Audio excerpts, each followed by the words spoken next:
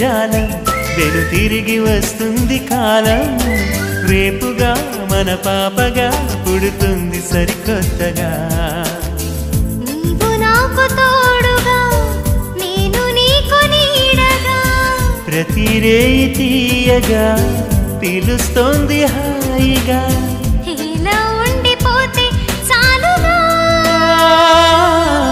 నువ్వంటే నాకిష్టమని అన్నది నా ప్రతి శ్వాస